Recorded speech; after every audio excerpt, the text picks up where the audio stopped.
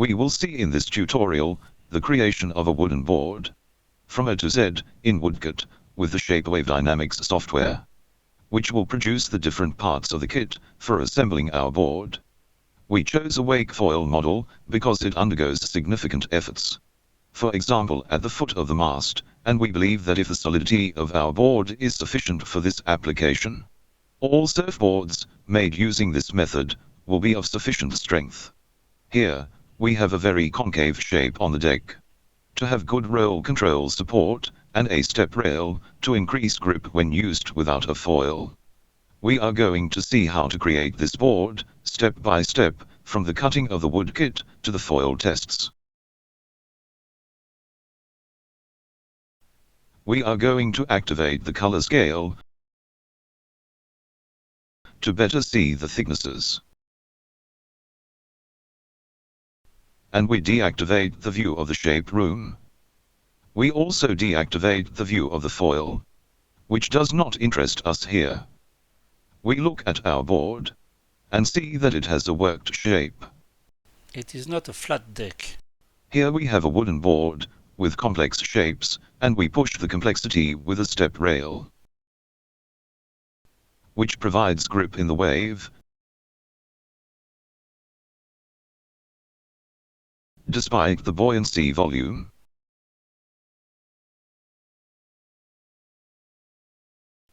this wake foil board does not necessarily need rail effects, because it will not touch the water much.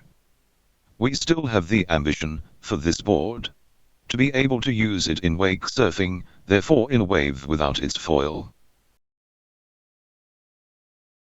So we will have a board for surfing and for foiling. The method followed in this tutorial is applicable to a fish, longboard, or shortboard. It's a small board. It is a surfboard that is 1.2 meters. So it's really a small piece of board.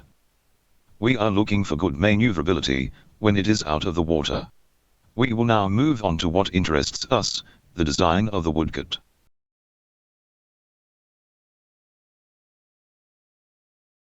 ShaperWaveDynamics has a CNC tab, which allows you to produce all the elements that make up the woodkit board. Let's see this in detail. We are going to activate, in the Board Aspect tab, the woodkit option. Here we see the board and its different components, a bit like a puzzle, with the different parts of the board.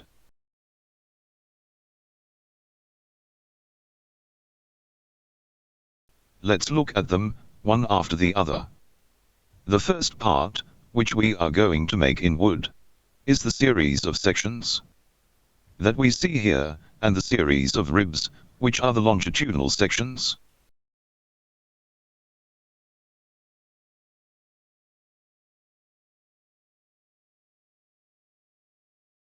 We can lighten the sections slightly by hollowing them out.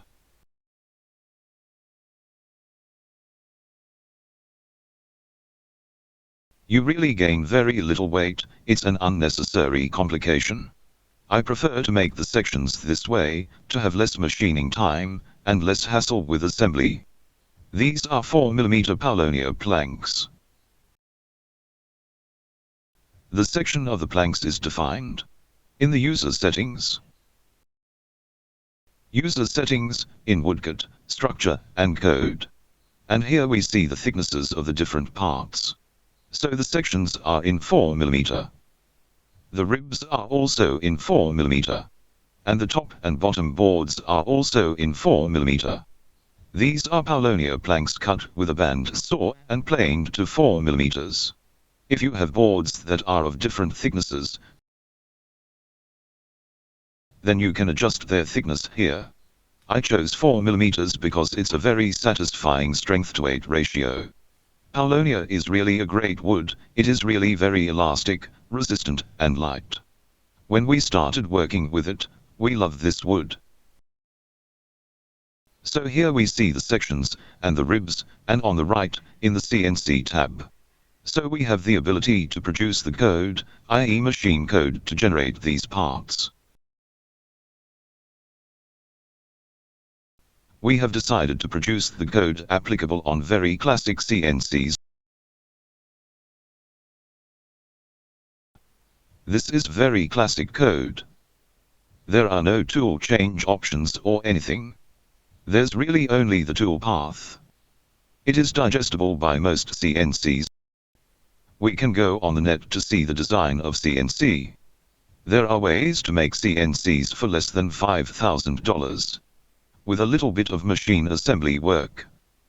This remains affordable for an artisan shaper. We have taken the option here of a tutorial for a craftsman shaper who wishes to switch to wooden design, showcasing this design example here.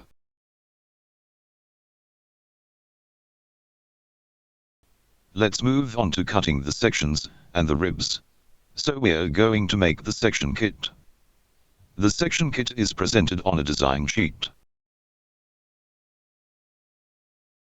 Let's show the sections right away. We started tracing from the CNC machining plan of the sections. Let's present this tool.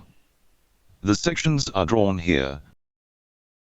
Some sections, 1 out of 2, have tabs underneath. This is to ensure the geometry during assembly. There are 9 sections: 1, 2, 3, 4, 5, 6, 7, 8, 9.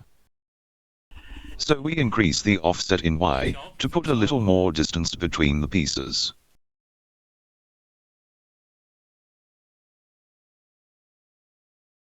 And now we have a little more distance. The depth of the boards is 4 mm. It is the deep Z, that is to say the plunge to machine 4 mm.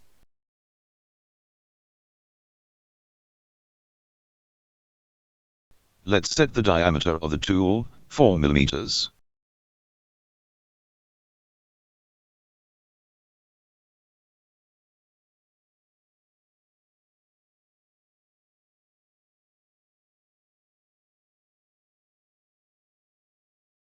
And here deep Z is not 4, it's -4. Because the reference is the top of the board.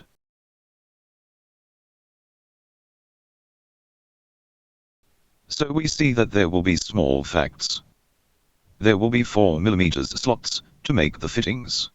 Because in fact it fits in sections of 4 mm, as we saw earlier.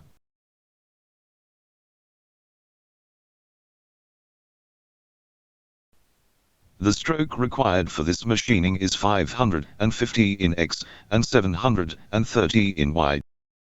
We thus check if our machine will be able to generate these forms. We save the code to a file. So here we saved all our files. This is our code kit to machine all the parts of our board. So here is the kit for the sections. Let's move on to the kit for the ribs, so the longitudinal sections.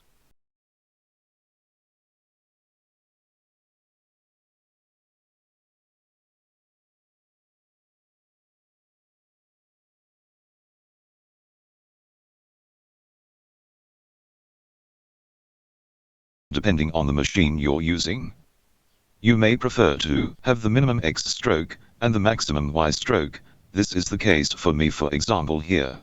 So I orient at 90 degrees, and so there my G code is going to produce this series of ribs, laid out like this.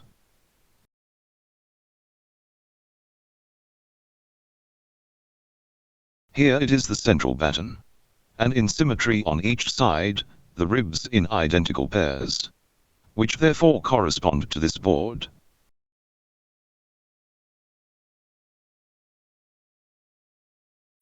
I only show the ribs. I show the exploded view to see the developed ribs.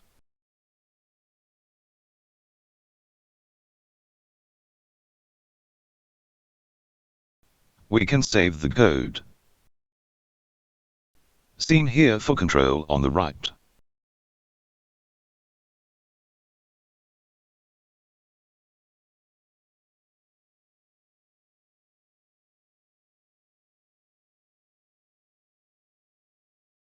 It is possible to show a single rib if we want to manufacture one by one. And so there we produce a code to machine a single section.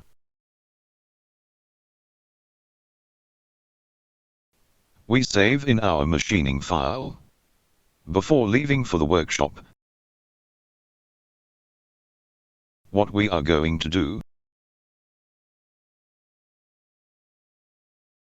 So we introduced our code in our machine, and we machine our sections. So it's 4mm boards.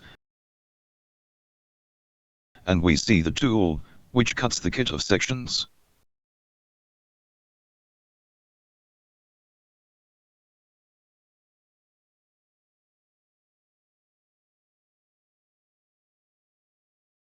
We then move on to machining our ribs, so our longitudinal sections.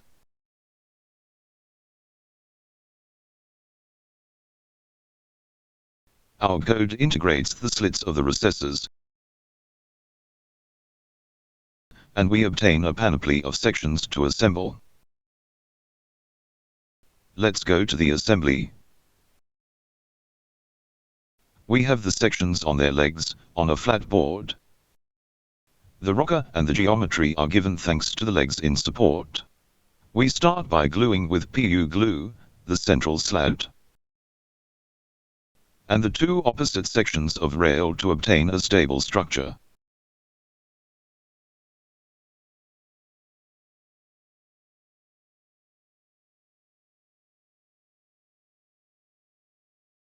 And then we go to the intermediate sections. So nothing in particular, we glue, we work in symmetry, so as not to deform the structure, and we assemble with PU glue, which will swell and fill the spaces, and adjust the whole structure. Here is our assembled and glued structure, which we let dry for a while before moving on. Let's move on to editing the code, for cutting the boards, top and bottom. Let's show these boards, the bottom boards. Here is the series of boards that form the underside.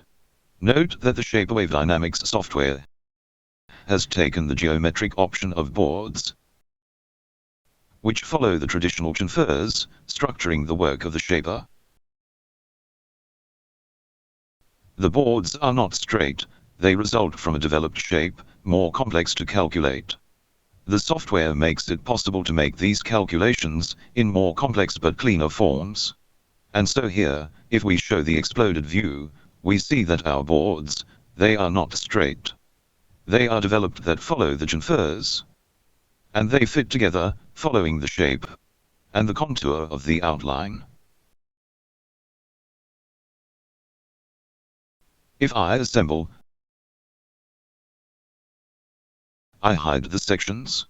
I only show the ribs, which are not straight, but curved. We saw in the assembly of the skeleton that our ribs form a curve.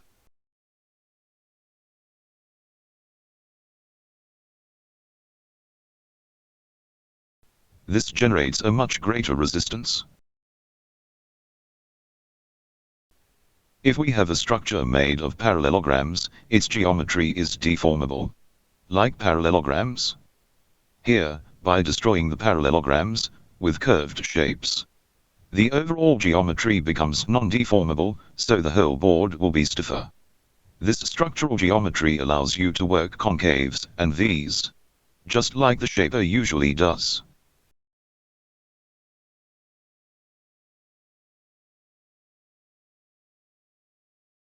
I show the shape. I build my wooden plank, exactly like another.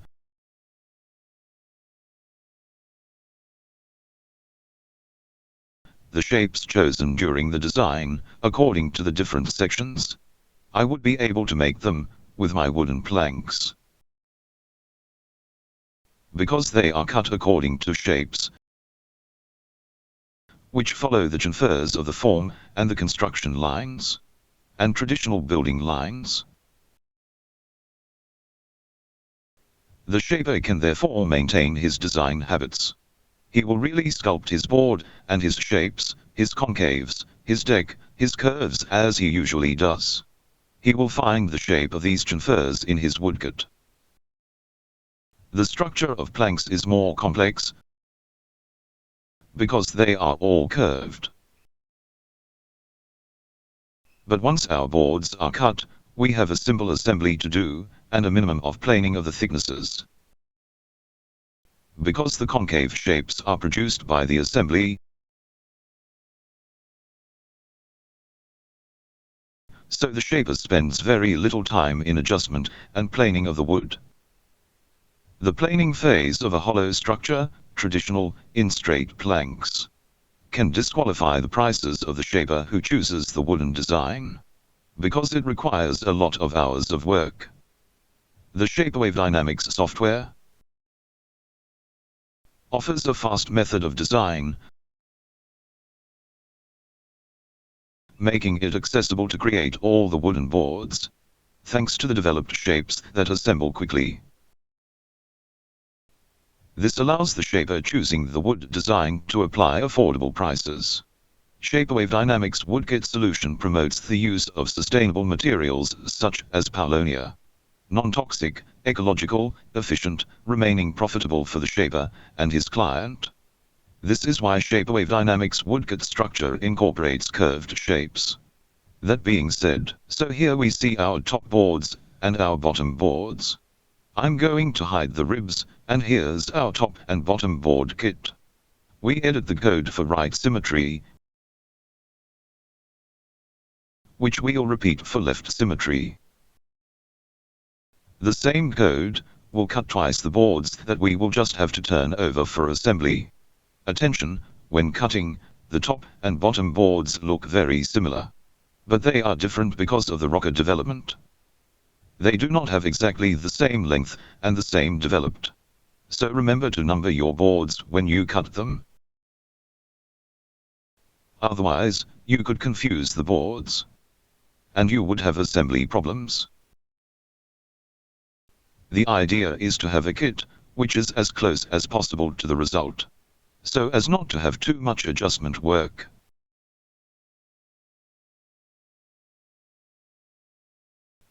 So here we click on Deck Bottom Kit. We choose here to produce the top boards. And be careful, a small detail here. We will watch the race Y here. Let's say I want to do my code for my top boards. I run the calculation, and there I only see 2 boards. So there is something wrong here. A board length 1055 exceeds the machine stroke 1000. It means that there is another board below, and that goes beyond the machine stroke. So be careful, if the machine stroke is exceeded, you will have problems to produce your code. Here, I can set the machine travel, which is actually 1064 of travel. So it will be able to accept the 1055 travel, which is that of the longest board, the board near the center. So here I have my top boards, I have 3. I have a code for 3 boards. I will use it to produce 2 series of 3 boards, which will compose my boards above. I increase the offset a little bit in X to have more tool passage. I go to 20, I rebuild. Note that the code produces green dots. These are bridges, attachments, of a few millimeters. The tools will rise and plunge back behind, so that the entire range remains attached. This avoids having the boards move during machining, and avoids problems that can damage the parts. So here, we have small bridges that we will cut with a saw after machining. I save the code in my kit folder for the workshop.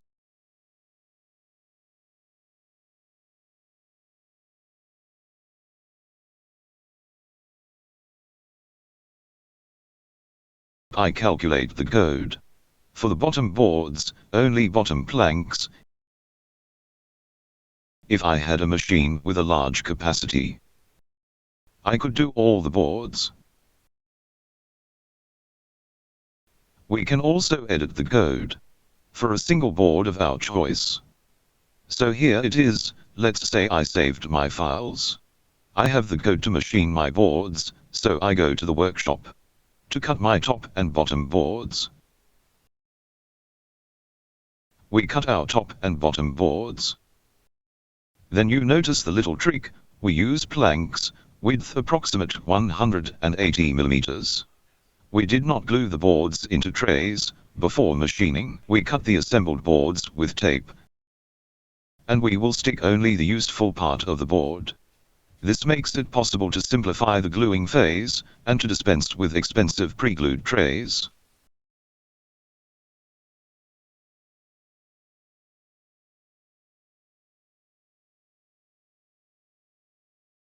So here are our cut boards, but before assembling them, we will first glue internal reinforcements to support the foil fixing rails.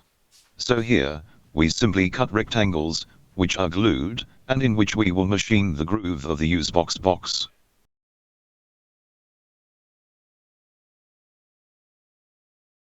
We let it dry. We go back to the ShaperWaveDynamics software to edit the code for the nose, tail, and rail.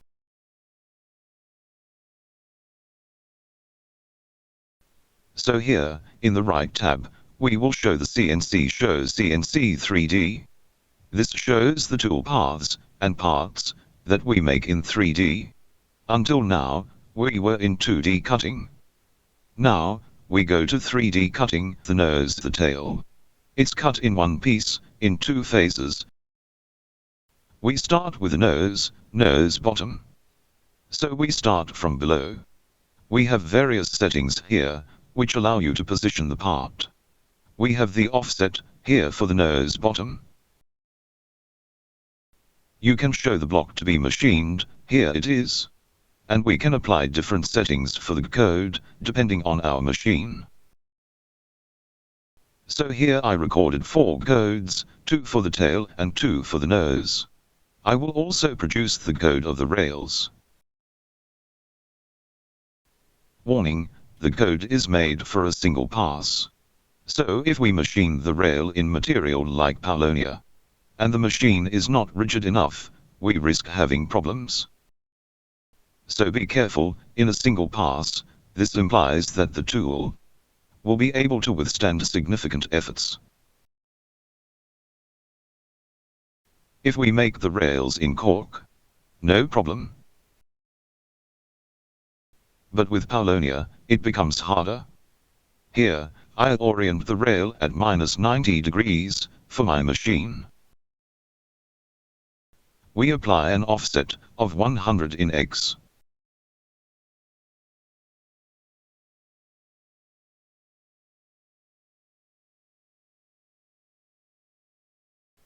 So there you have it, my block here.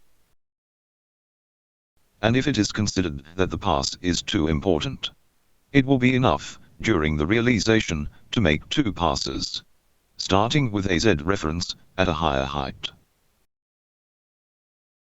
So the machine will do the cutting but at a higher height. We will then restart the cycle, at the final height. For the second final height pass, so as not to machine too much at the same time. You thus set the number of passes, by setting the Z reference, at the start of machining. So here, we have code for rail.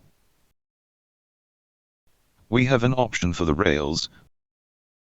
We deactivate the CNC view to see our structure here.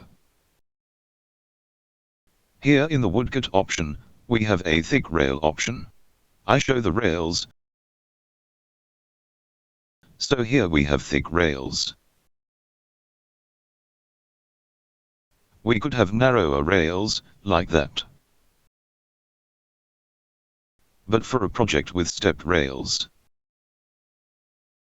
I prefer to carve the shape in the rail. So here I'm using the thick rail.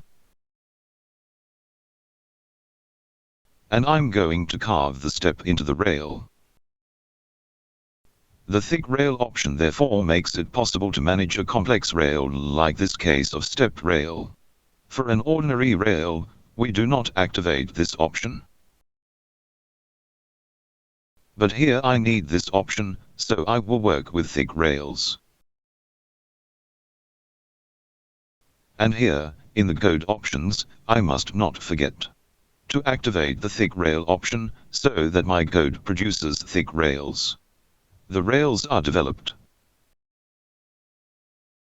They are machined straight.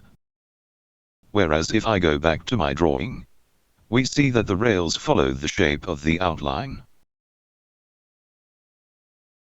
Here in the exploded view of the kit we see them developed straight out. So when it's cork rails, it bends very well, but paulownia rails won't bend like that. We will proceed by cutting the rail into small sections, which we will simply glue. It's very simple and very quick to do.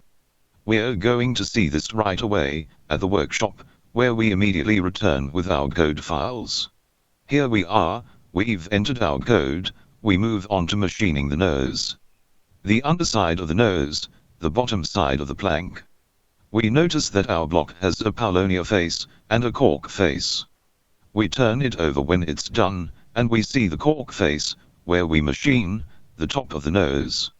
Cork is easy to machine, lightweight, and provides a beautiful aesthetic.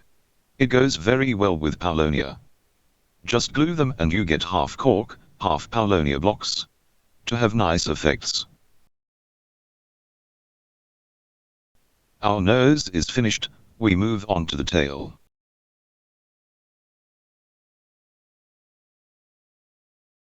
Here the part below, and the part above, in cork, as for the nose.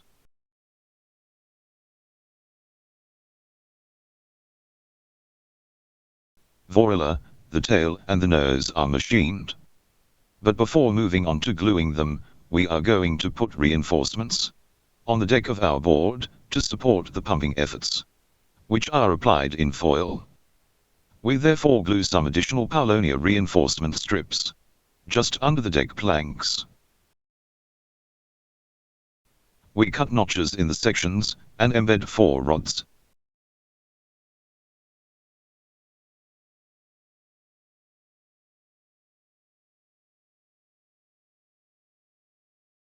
And we will move on to gluing the tail and the nose. We press and glue the piece against the section with a PU glue, which will foam and fill the empty spaces that may remain. So here it is, for the gluing of the nose and tail, we wait for it to dry. We present our top boards to see if they match well. And we are going to trace the finish, the inlay of these boards, in the nose and the tail. We position them in place, and we trace their outline with a pencil to cut out the exact inlay from the end of our boards. This is the tricky, but playful part where we adjust. Here is the cork top part, quite easy to cut. It works very easily.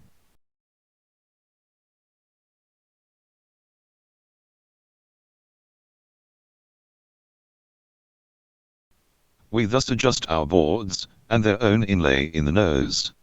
We do a first installation before gluing to be sure that everything is well arranged. We take our time to make nice finishes. It's the only moment of the design where we have to work on the wood in a very precise way. When the inlay is clean, we move on to gluing the top boards. We put the glue on the sections and ribs, and we tie up the whole thing. And support wedges on each section to create an overall pressure, following the shape of our structure. That's it, it's glued. We remove our wedges and the pressurizing string. We remove the excesses of glue, and we will go below. We prepare the inlay, the bottom boards, as we did for the top. We clean our boards well, we position them. We clean the surface of the structure so that the boards support well.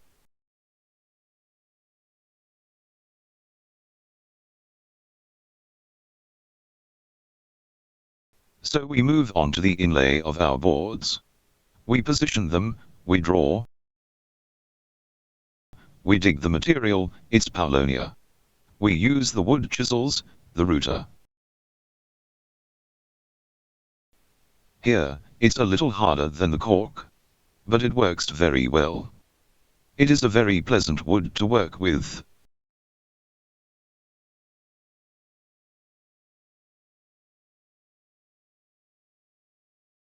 Machining, prepared an inlay which is quite close to reality. Here, we are really in the finish of visible parts.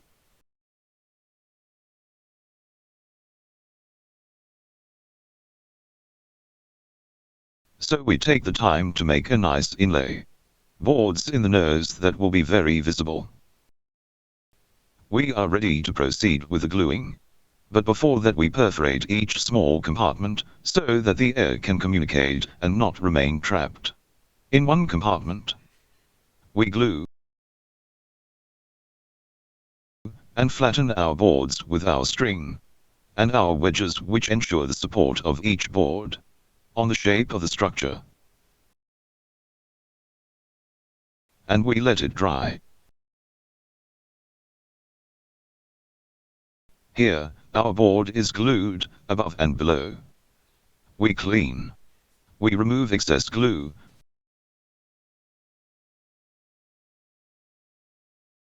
We can cut the lugs for attaching the gluing string, and prepare the support surface of the rail. With a sander, we clean the top of the board and the bottom to obtain a clean surface.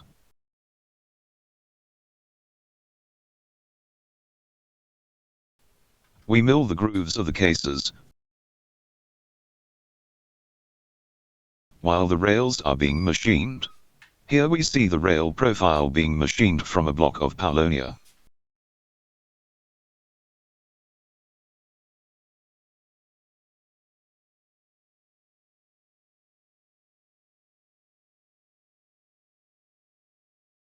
The machining of the profile of the rail is finished. We dig a groove inside the rail to save a little bit of weight.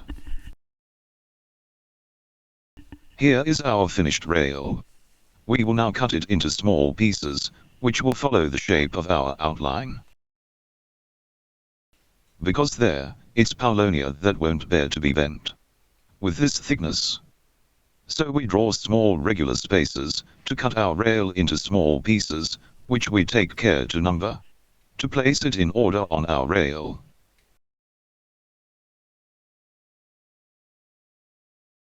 We then glue our little pieces of rail together, holding them with adhesive tape. The PU glue will dry and swell, and we add a little bit of glue to fill the gaps. We let it dry,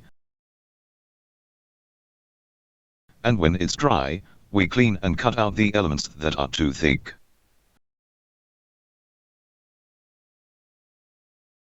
We go to the second rail. So same thing, gluing, drying, cleaning.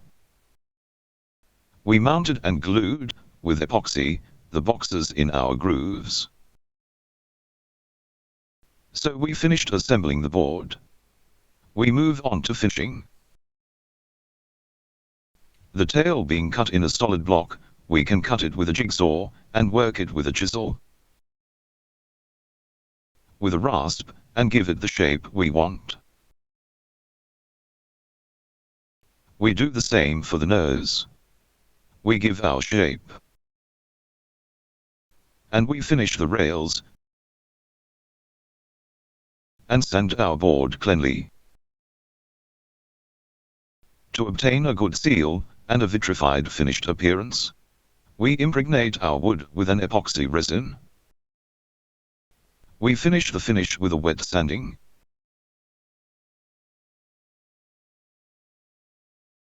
With a series of abrasive papers, ranging from 180 to 600. We can go up to 1000 to have a nice shine. We can also polish the surface. We will try our boards before choosing the final position of the pads. So we can estimate that at this level, the board is finished.